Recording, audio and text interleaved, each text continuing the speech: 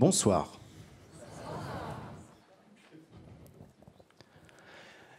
Yann Kerninon n'a pas pu venir.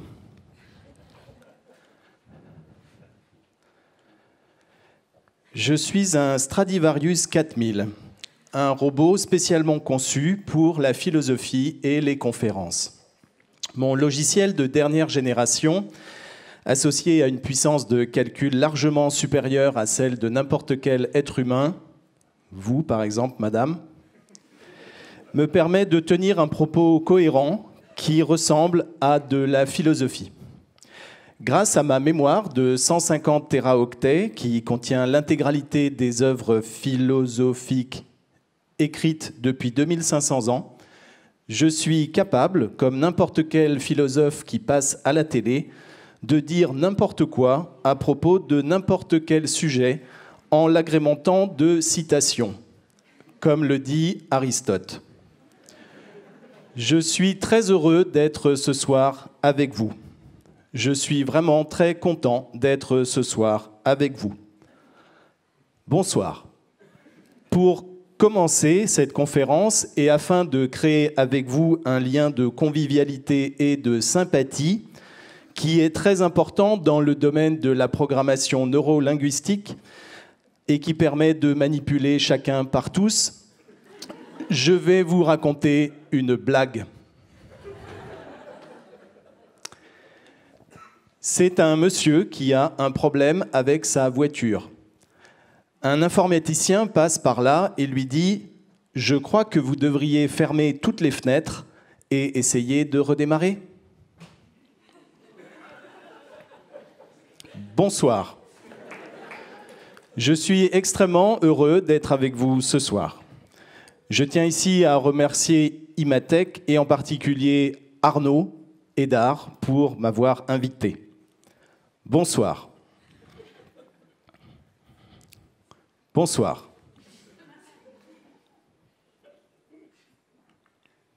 Bonsoir.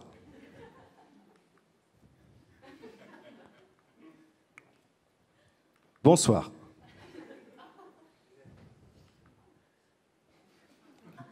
Bonsoir.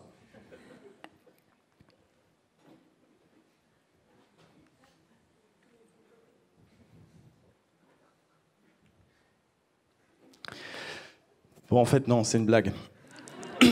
Alors, je ne suis pas vraiment un robot. Je sais que tout le monde y a cru, mais en fait, non.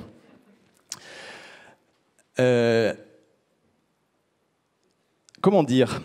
Je m'appelle Yann Kerninon, et malgré ce nom caricaturalement breton, je suis né en Alsace, à Colmar.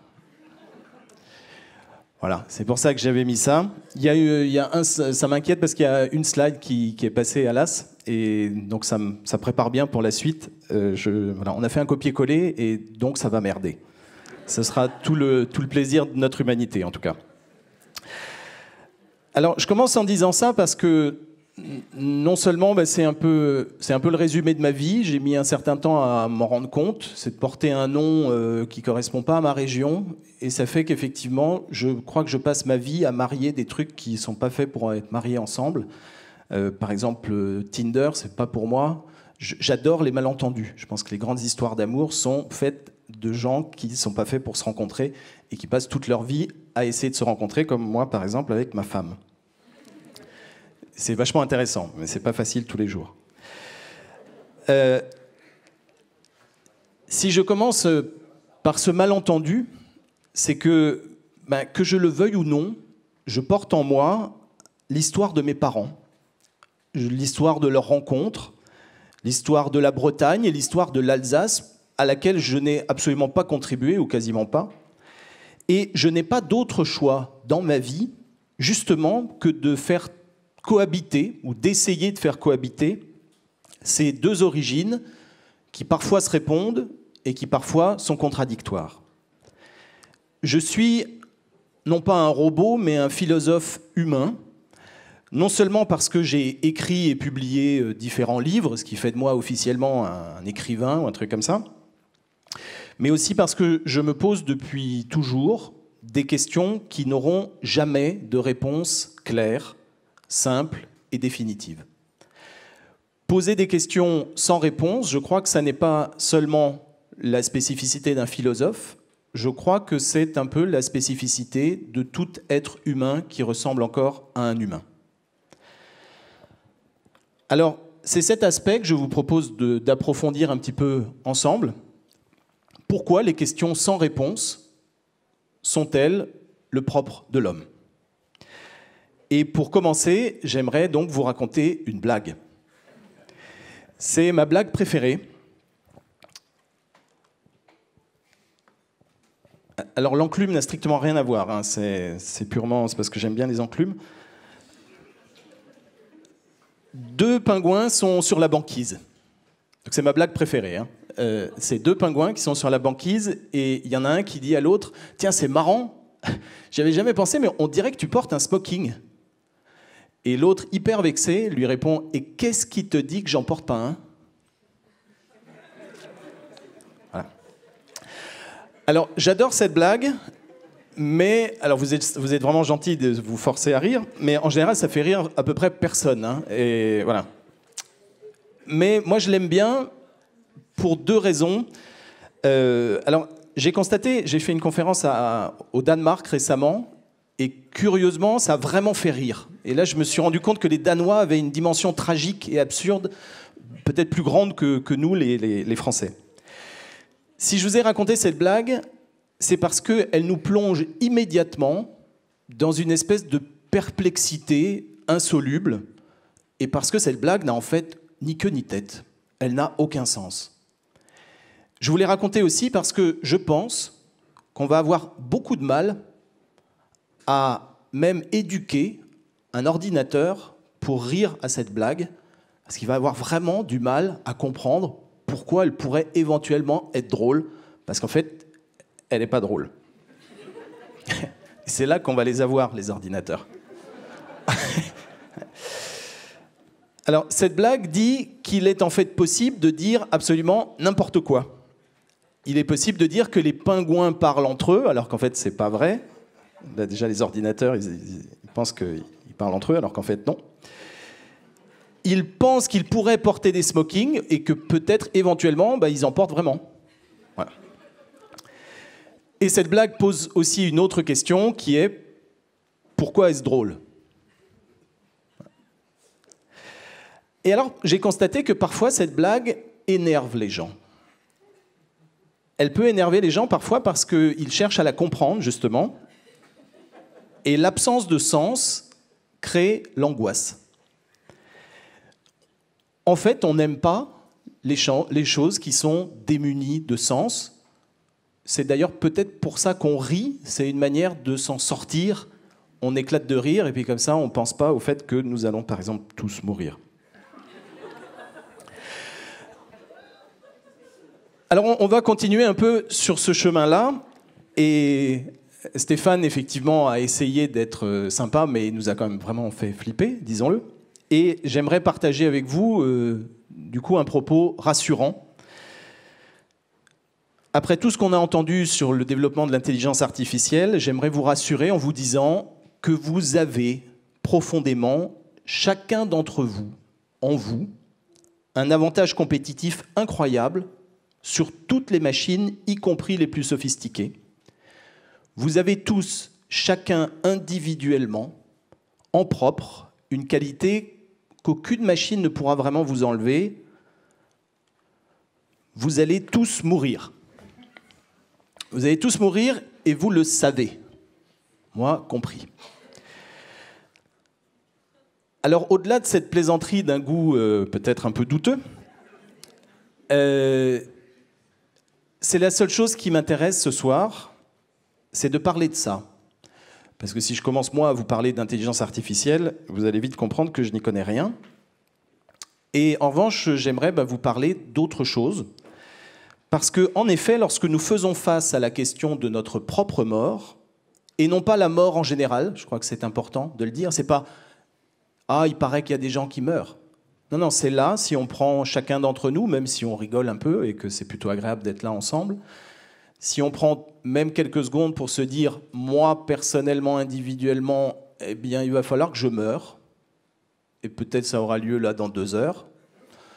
Oui, ça peut arriver, je suis désolé. Ou en tout cas, il va falloir à un moment que je le fasse. Eh bien, à ce moment-là, nous avons des pensées très spécifiques qui apparaissent dans notre tête. Très maladroitement, souvent, parce que les questions sont très compliquées, eh bien, nous questionnons en fait le sens de notre existence quand nous nous posons la question de la disparition de notre existence. Lorsque nous pensons à notre mort, nous pensons à la dimension tragique et absurde de notre vie et de la vie parfois en général. Nous pensons aussi aux êtres qui nous sont chers et qui vont eux aussi disparaître, et parfois, souvent, nous en connaissons déjà, qui sont déjà partis. Lorsque nous pensons à notre mort, nous pouvons ressentir bien sûr de la mélancolie, de la peur, de l'angoisse. L'angoisse étant la peur de quelque chose dont on n'arrive même pas qu'on n'arrive même pas à définir, qu'on n'arrive même pas à identifier. Mais paradoxalement aussi, nous pouvons également éprouver une certaine forme de joie et de satisfaction. Par exemple, on a rigolé alors que je parle de sujets graves. Et en effet, lorsque je pense au fait que je dois mourir, je suis aussi pleinement et concrètement mis en contact du fait, oui, que je ne suis pas mort. C'est-à-dire que je suis mis en contact avec ce qui, en moi, est le plus spécifiquement vivant et le plus proche et le plus essentiel et le plus fondateur, qui fait que, manifestement, je ne suis pas mort. Et c'est de ces questions-là que j'aimerais vous parler en essayant de faire le travail d'un philosophe, c'est-à-dire poser des questions qui n'ont pas de réponse, mais essayer de poser bien la question, déjà pas mal, et puis peut-être de donner quelques concepts qui permettent de clarifier les questions à défaut de pouvoir les résoudre. Alors je vous laisse le temps de le lire. Ce qui donne le plus à penser dans une époque qui donne à penser, c'est que nous ne pensons pas encore. C'est ce que nous dit Heidegger dans Qu'appelle-t-on penser? Alors ça a l'air un peu compliqué, c'est compliqué si on ne veut pas le lire, hein. Si on le lit vraiment, on se dit qu'effectivement, oui, ça peut être une question, qu'est-ce que c'est penser, justement? À quelques exceptions près, liées à des circonstances spécifiques, la plupart d'entre nous n'a quasiment pas eu l'occasion de se confronter récemment à ce type de questions extrêmement engageantes. Cela fait plusieurs jours, voire plusieurs semaines que, pris dans le fil de nos activités, nous les avons presque laissées de côté. Autrement dit, la question décisive du sens de la vie, du sens de la mort éventuellement, et de ce qui est le plus essentiel, est aussi curieusement la question dont on ne parle jamais à la télé, à la radio, et jamais non plus dans cet univers un peu particulier qui est celui de l'entreprise, du travail et du commerce. Alors on comprend bien évidemment qu'il n'est pas facile de se confronter 24 heures sur 24 et chaque minute à des questions aussi flippantes, mais on comprend bien aussi à quel point il est problématique de ne plus poser nulle part, et quasiment jamais, justement, la question du sens. En particulier, de ne plus parvenir à poser la question du sens de ce que l'on fait au sein des entreprises et justement dans le développement manifestement quasiment infini des innovations technologiques, entre autres celles de l'intelligence artificielle. Comme disait mon ami et collègue Laurent Bibard à l'ESSEC, chez Google, ils sont très performants, mais on ne peut pas dire qu'ils pensent beaucoup. Alors, c'est un peu méchant, hein, c'est un peu méchant. Mais qu'est-ce qu'il veut dire par là? On va essayer de clarifier ça. Parce que manifestement, chez Google, ils pensent énormément. Ils créent des choses incroyables. Alors, pour ma part aussi, dans les diverses formations que j'anime, et évidemment, ça n'est pas ni une attaque ni une critique, mais je suis parfois étonné ou triste ou décontenancé de voir qu'effectivement, la formation même des managers dans les entreprises fait quasiment intégralement l'impasse sur toute notion de concept et de questionnement philosophique. C'est inexistant, ou quasiment inexistant, Ça n'est pas intégré dans la formation de base ou quasiment pas. Et en tout cas, ça n'est jamais réactualisé, alors même que nous le savons bien, le monde de l'entreprise, et on vient de le voir avec la conférence de Stéphane, est confronté par ses créations, par sa manière de travailler, à des problématiques sociales, politiques, écologiques, c'est une évidence, voire des problématiques spirituelles. Alors, je vais vous raconter comment la pensée a disparu. Je vais vous raconter comment cet effacement a eu lieu progressivement, car en fait, il ne s'est pas du tout fait par hasard. Il ne s'est pas non plus fait en un jour, il a fallu quand même du temps, et il ne vient pas non plus du fait que les humains seraient devenus tout d'un coup bêtes à cause, je ne sais pas, de la musique de Marilyn Manson, du cannabis ou de Coca-Cola. Cette disparition, non, interroge en fait l'essentiel et le sens de nos actions. Car cette disparition a eu lieu au moment où s'est mise en place la modernité dans laquelle nous vivons. Autrement dit, la disparition de la pensée est l'essence même de notre époque. Ce qui est évidemment problématique. Alors, ça y est, la technique nous lâche. Elle s'est sentie attaquée. Ça y est, plus rien ne bouge, c'est fini. Voilà, merci. Je ne sais pas pourquoi ça ne marche plus, mais... Alors voilà, ça c'est le titre de ma conférence, et évidemment c'est prétentieux comme un philosophe. Pire que de l'intelligence artificielle, l'intelligence superficielle. Alors évidemment, ça ne serait que prétentieux si je disais une bêtise du genre les gens aujourd'hui, ils ne pensent pas, ils sont bêtes, ils sont superficiels. Non. On va essayer d'expliquer ce que ça veut dire ou ce que ça pourrait dire de qualifier un type d'intelligence de superficielle. Et pour ce faire, on va utiliser une pensée particulière qui est celle de Martin Heidegger, et en particulier la notion d'arraisonnement. Alors lui, mon truc, il ne marche plus. Je vous fais un signe, voilà.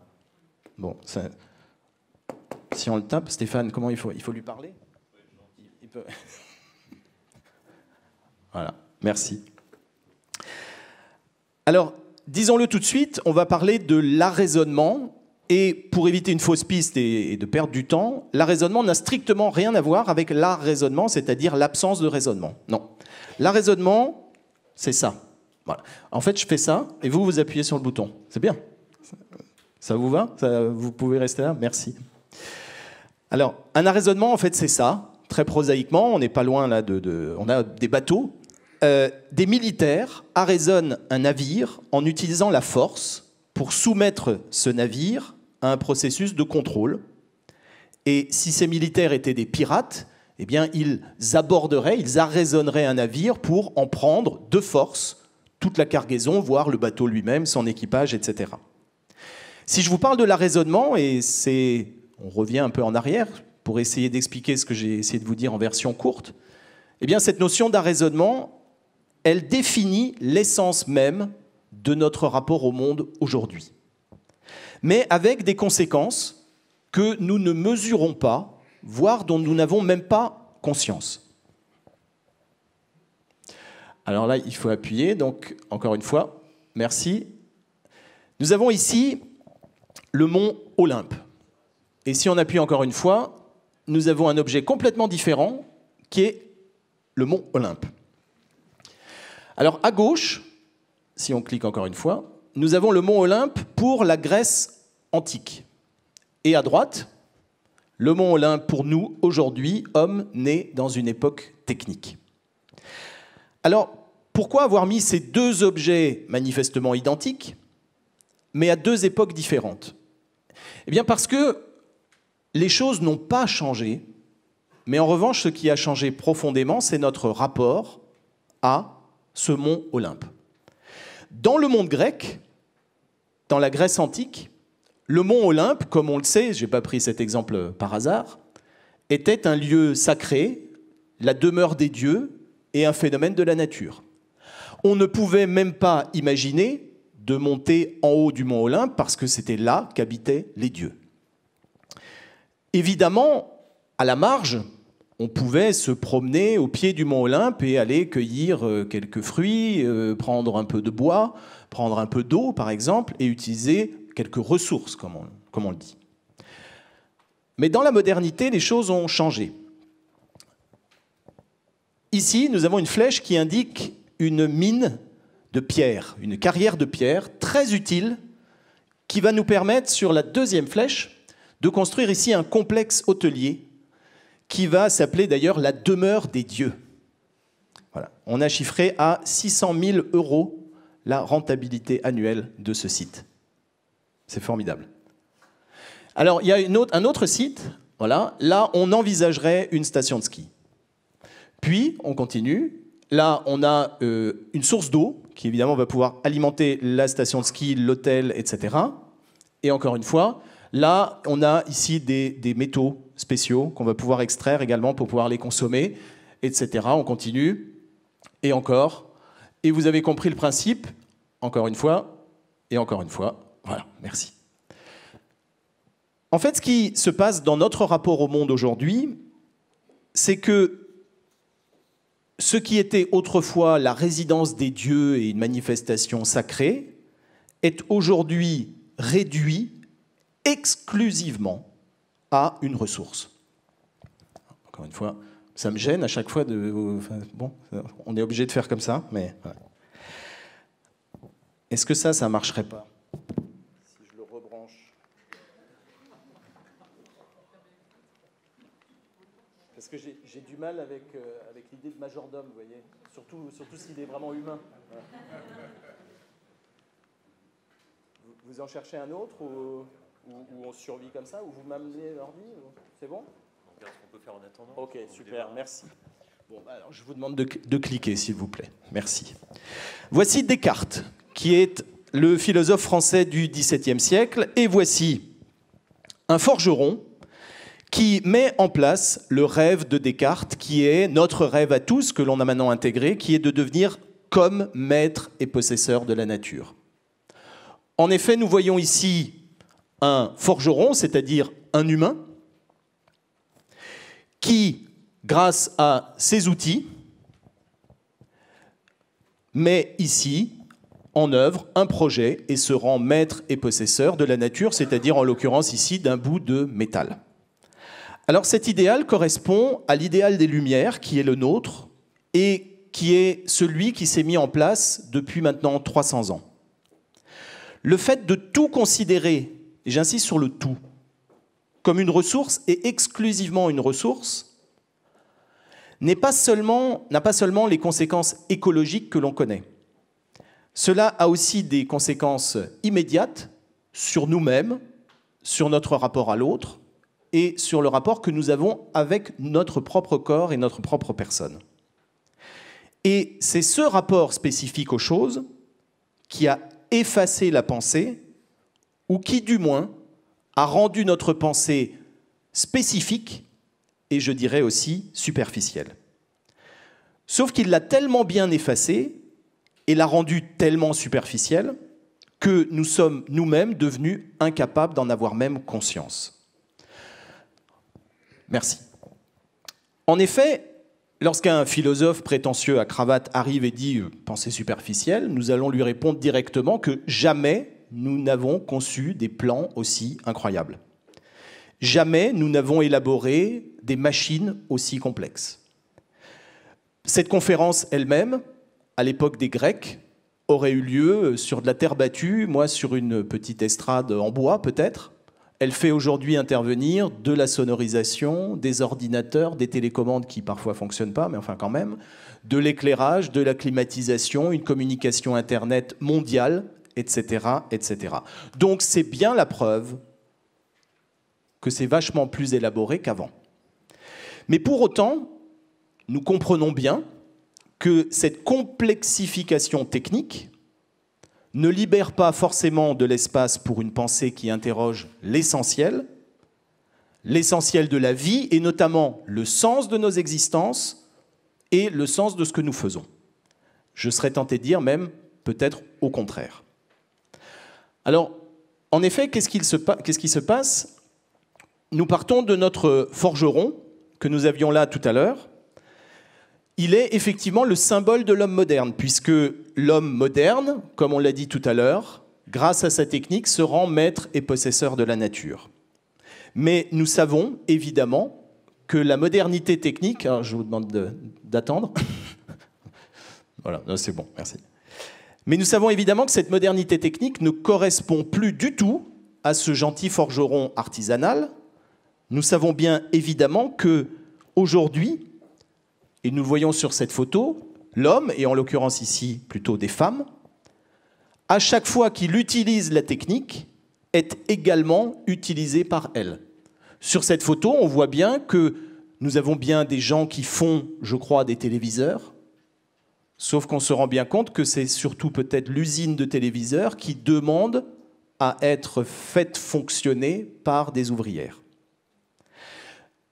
Dans cette usine, la suivante, on se rend même compte que l'être humain n'existe plus. En tout cas, visuellement, on se rend bien compte que c'est le molosse de cette entreprise qui demande chaque jour à être alimenté en ressources, c'est-à-dire qu'il faut mettre dedans, par exemple, du charbon, mais également de la main-d'œuvre, de la force de travail. Mais au-delà de ces figures artisanales passées et ouvrières toujours contemporaines, il y a peut-être vos métiers qui vous occupent plus, qui ressemblent parfois à ça. C'est-à-dire qu'au-delà du monde ouvrier, notre obsession pour la gestion et pour les calculs... Ah oui, il y a de la lumière nouveau dessus. Super, merci. Alors, est-ce que ça marche? Oui, ça marche. Ben, je vous libère, du coup. Merci beaucoup. Merci. C'est-à-dire qu'au-delà du monde ouvrier, vous êtes sans doute... Alors, n'essayez pas de lire ce qu'il y a dessus, hein, ça n'a aucun sens. Vous êtes confronté à ce genre de choses. C'est-à-dire qu'au sens large du terme, vous êtes en permanence en train de calculer. En résumé, nous pouvons dire que dans un premier temps, l'homme a considéré le monde comme un ensemble de ressources à son service. L'idée était bonne, hein? On a toujours envie d'être chef. Sauf qu'évidemment, dans cette logique, l'homme va considérer l'autre également comme une ressource. Et bien évidemment, puisque tout le monde considère tout le monde comme une ressource, il devient pertinent de se considérer soi-même comme une ressource, et j'insiste sur le uniquement comme une ressource. C'est-à-dire sans aucune autre dimension. Cette manière de penser exclusivement sous l'angle de la ressource et de la gestion optimale des ressources et des performances est désormais non seulement notre quotidien, mais c'est également notre manière de penser, c'est-à-dire qu'on a bien du mal à penser les choses autrement. Nous avons énormément de mal, par exemple, si ce n'est en souriant, voire en se moquant un peu d'eux, d'imaginer comment pensaient les Grecs quand ils se promenaient au pied du mont Olympe et qu'ils se disaient vraiment que les dieux étaient là. Tellement ancré en nous que nous en arrivons à poser des questions philosophiques ou spirituelles exclusivement de manière technique. Et nous nous agaçons même qu'un logiciel ne soit pas capable de donner des réponses à des questions telles que « Pourquoi vivre ? Quel est le sens de ce que je fais ? Ou qu'est-ce que l'amour ?» D'ailleurs, on essaye de créer des logiciels qui vont régler le problème de l'amour, c'est-à-dire le faire disparaître. Petit extrait. Alors, je ne sais pas si j'arrive à le faire démarrer avec ça. Vous le faites. Un petit film. Alors, voilà, c'est parti. La définition est un peu mauvaise parce que j'ai récupéré ça voilà, à l'arrache, mais c'est compréhensible. 2 minutes. L'intelligence pandimensionnelle en eut tellement marre de ces querelles perpétuelles sur la signification de la vie qu'ils commandèrent à 2 de leurs plus brillants et habiles citoyens de concevoir et construire un stupéfiant superordinateur pour calculer la réponse à la vie, à l'univers et à tout le reste. Oh, compute 1. Nous voulons que tu nous donnes la réponse. La réponse à quoi? La réponse à la vie, à l'univers et à tout le reste. On préférerait que ce soit une réponse simple. Il va falloir que j'y réfléchisse. Revenez à cet endroit dans exactement 7,5 millions d'années. Et ça y est, ça finit là? Ah non, non, c'est pas tout, c'est pas tout. Ils y retournent après. Quoi, 7,5 millions d'années plus tard? Eh oui, ils y retournent.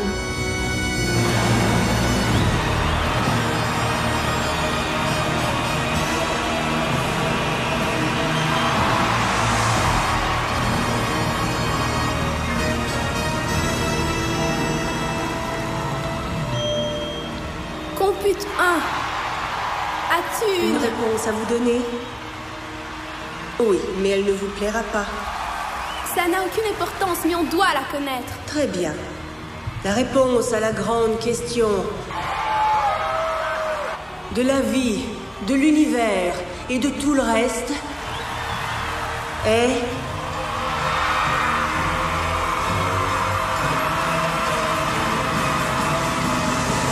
« 42. » Ah oui?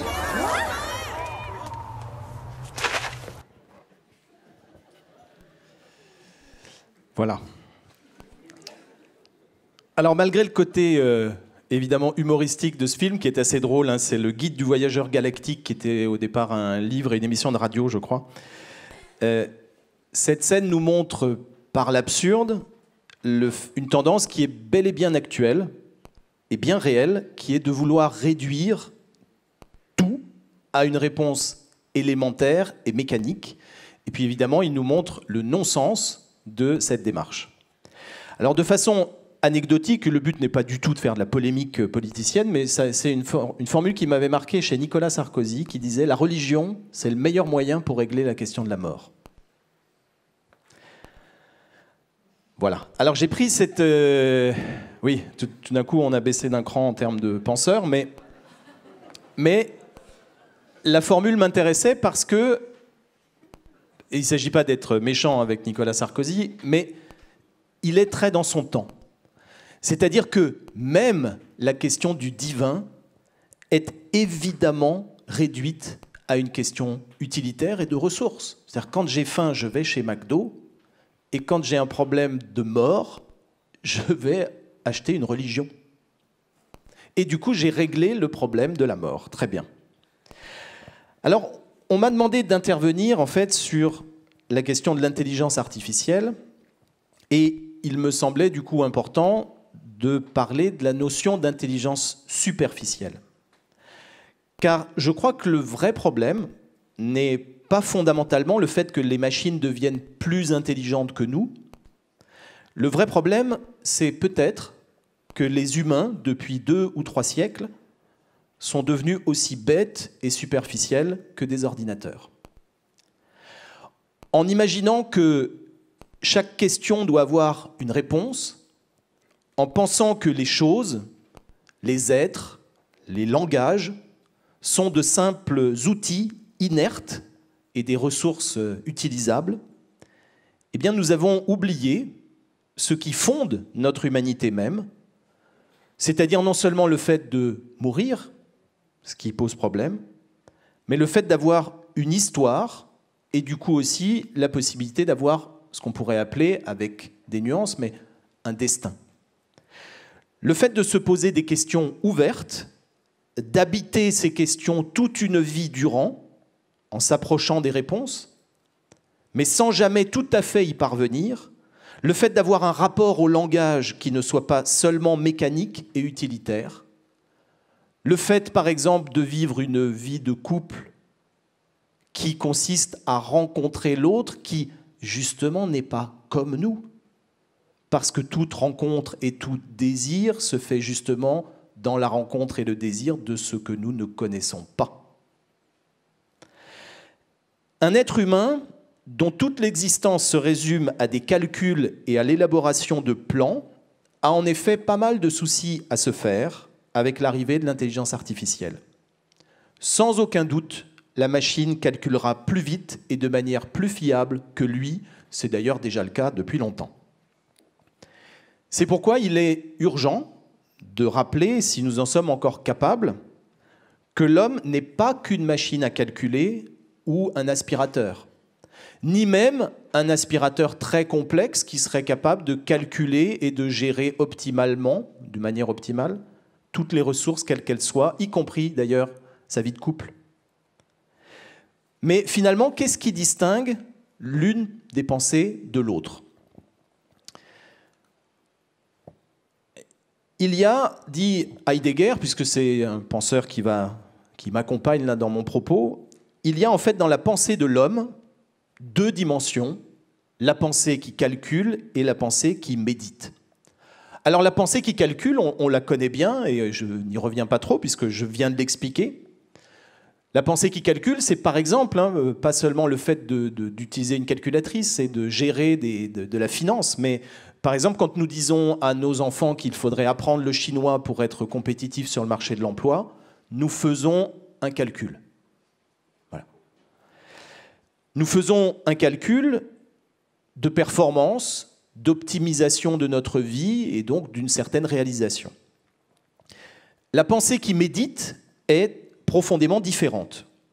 La pensée qui médite est celle qui apparaît quand, par exemple, nous perdons notre temps.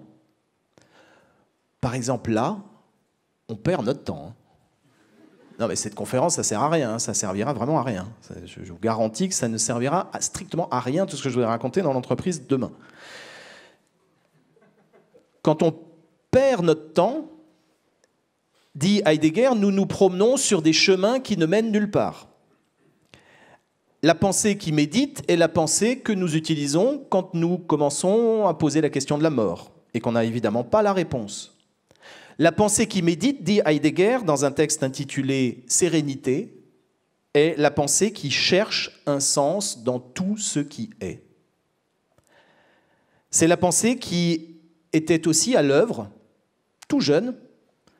Lorsqu'enfant, vous ne pensiez pas à apprendre le chinois pour être compétitif, mais quand vous sentiez que votre vocation, c'était de devenir fée, magicien ou licorne.